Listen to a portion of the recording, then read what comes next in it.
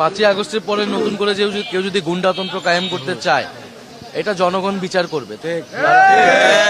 Election commission চূড়ান্ত পর্যায়ে গিয়েছে, তারা নিরপেক্ষতা একেবারেই ধার ধারছে না, তাহলে তো আমাদেরকে এই ইলেকশন কমিশনের বিরুদ্ধে আমরা সর্বাত্মকভাবে নামবো। আপনি বলছিলেন যে এমন এমন আশ্বাস দেওয়া হচ্ছে যেগুলোর আসলে উপযোগিতা কার্যকারিতা খুব একটা নেই, কিন্তু এই আজকের আপনার ঢাকা 11 আসনে আপনি ভোটারদের কি বলবেন, এখানের মূলত কি ধরনের সমস্যা সমাধানে আপনি তাদের আশ্বাস দিবেন? আরেকটা বিষয় হচ্ছে, আপনি বলছিলেন যে পোস্টার বা নির্বাচনী আচরণবিধি ভঙ্গ করছে, যদি একটু স্পেসিফিক বলেন আমাদেরকে যে আসলে কারা করছে এটা। আমাদের যারা প্রতিদ্বন্দ্বী পক্ষ রয়েছে তারাই মূলত এই কাজটা করছে।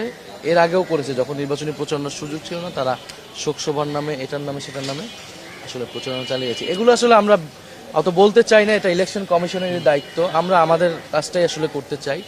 আমরা এই 11 আসনে বিভিন্ন এলাকায় বিভিন্ন ধরনের সমস্যা, যেমন এই এলাকায় আমরা আজকে এসেছি, এখানে পানির একটা বড় সংকট আছে। এখানের মানুষজন ভোর থেকে উঠে গ্যাসেরও সংকট আছে, ভোরবেলার মধ্যেই সকালের মধ্যে গ্যাস চলে যায়। পানির সংকট আছে, ওয়াসা এটা আবেদন করা হয়েছে, সেটা আমরা কিভাবে এটাকে তাদের একটা সুবিধা আদায় করতে পারি। প্রকাশ্যে এখানে মাদকের একটা কারবারি চলে এবং এলাকার মানুষ, বিশেষত তরুণ সমাজ, এটা দ্বারা ক্ষতিগ্রস্ত হচ্ছে। এই মাদককে নির্মূল করতে হবে। এই মাদকের সাথে যুক্ত আসলে প্রশাসন এবং রাজনৈতিক ব্যাকআপ। ফলে এই দুইটাকেই আমাদেরকে যদি আমরা দূর করতে পারি, এই মাদক সমস্যা সমাধান সম্ভব। এছাড়া তো চাঁদাবাজি, ভূমি দখল, জমি দখল, এটা তো আসলে সারা বাংলাদেশের চিত্র হয়েছে 5ই আগস্টের পরে একটি দলের পক্ষ থেকে। এটা এই এলাকাও এটার বাইরে না, এবং এই এলাকায় বড় ধরনের আসলে ভূমি অধিগ্রহণ, জমি দখল, এটা এর আগেও হয়েছে, সেটাই কন্টিনিউ করছে। এখন আমাদের যে বিরোধী দলের, মানে আমাদের যে প্রতিদ্বন্দ্বী দল রয়েছে, তাদের যিনি প্রার্থী রয়েছেন তাদের পক্ষ থেকে আর কি। ফলে আমরা মানুষকে এই কমিটমেন্টের জায়গাটা দিচ্ছি। এছাড়া আমরা জাতীয় পর্যায়ে আমাদের যে কমিটমেন্ট আছে, দুর্নীতি, বৈষম্য এবং আধিপত্যবাদের বিরুদ্ধে সংস্কারের পক্ষে, সেই প্রতিশ্রুতিগুলো আমরা মানুষের কাছে দিচ্ছি।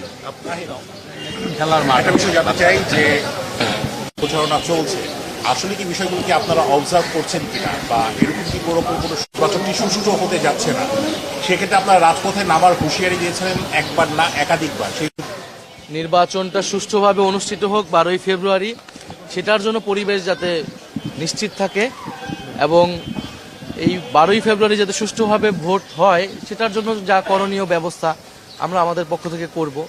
আমাদের তরুণ সমাজ, আমাদের সচেতন নাগরিকরা ভোট কেন্দ্রে শুধু ভোট দিতেই আসবে না, এবার তারা ভোট কেন্দ্র পাহারা দিবে এবং ভোটের ফলাফল নিয়ে তারা বাসায় যাবে। গতকালকে একজন প্রার্থী বলেছেন বিএনপির জন্য কি করবেন? আপনারা তো বলেছিলেন যে আপনারা রাজপথে নামতে পারেন, প্রয়োজনে আমরা তো রাজপথে আছি। যদি আমরা দেখি শেষ পর্যন্ত এই ইলেকশন কমিশন চূড়ান্ত পর্যায়ে গিয়েছে, তারা নিরপেক্ষতা একেবারেই ধার ধারছে না, তাহলে তো আমাদেরকে এই ইলেকশন কমিশনের বিরুদ্ধে আমরা সর্বাত্মকভাবে নামবো। সেই আমরা আগাম সতর্কবাণী আমরা ইলেকশন কমিশনের জন্য আমরা দিয়ে রাখছি।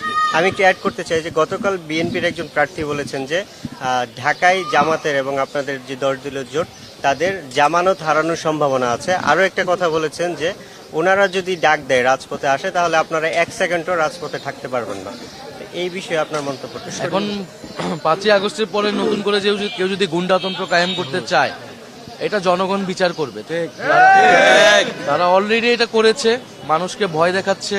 এলাকা এলাকায় যারা আমাদের শুভাকাঙ্ক্ষী, সমর্থক, আমাদের কর্মী রয়েছে, তাদের তালিকা করছে, তাদেরকে তুলে নিয়ে যাওয়া হবে ইলেকশনের আগে, তাদের নামে মামলা দেওয়া হবে, বা নির্বাচনের পরে তাদেরকে দেখে নেবে, এই ধরনের হুমকি কিন্তু দেওয়া হচ্ছে অলরেডি। কিন্তু আমাদের যারা শুভাকাঙ্ক্ষী, সমর্থক, তারা এইসব হুমকি তোয়াক্কা না করেই কিন্তু কাজ করতেছে। আর আমরা মনে করি আমাদের সাথে একটা নীরব সমর্থক তারা রয়েছে আমাদের পক্ষে, যারা 12ই ফেব্রুয়ারি মূলত রায় দিবে, তাদের ভোটের মাধ্যমে যদি ভোটটা সুষ্ঠুভাবে দিতে পারে। এবং সবকিছু তো আসলে জনগণই ঠিক করবে। 12ই ফেব্রুয়ারি দেখা যাবে যে আসলে কাদের জামানত থাকে এবং কাদের থাকে না। অনেক ধন্যবাদ, থ্যাংক ইউ।